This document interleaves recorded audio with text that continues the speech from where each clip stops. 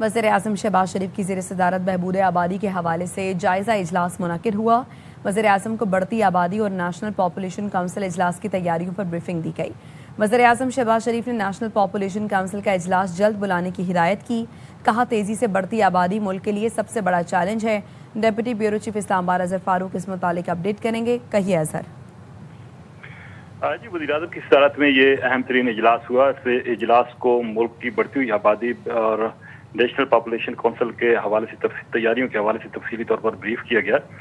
वज़ीर-ए-आज़म शहबाज शरीफ का कहना था कि तेज़ी से बढ़ती हुई आबादी मुल्क के लिए सबसे बड़ा चैलेंज है।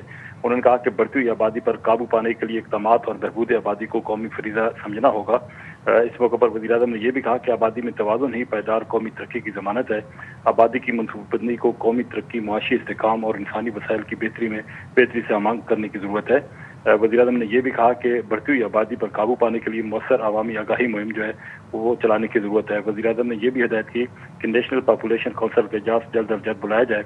और इस हवाले से वज़ीर-ए-आज़म ने ये भी कहा कि तमाम सूबों और गिलगित बल्तिस्तान के वज़ीर-ए-आला, आज़ाद जम्मू कश्मीर के वज़ीर-ए-आज़म और दीगर तमाम मुतल्लिका जो इदारे हैं उनके नुमाइंदे भी इस इजलास में शिरकत करें ताकि बहबूदी आबादी के हवाले से जामे हिकमत अमली जो है वो तरतीब दी जाए।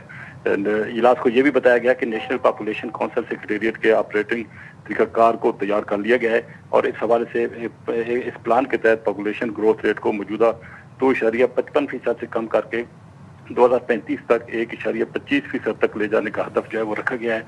ये भी बताया गया है कि नेशनल रैशनलाइजेशन प्लान 2026-35 तैयार किया जा रहा है, जिसमें आबादी बढ़ने की रफ्तार को कम करने के हवाले से कौमी फ्रेमवर्क जो है वो पेश किया जाएगा।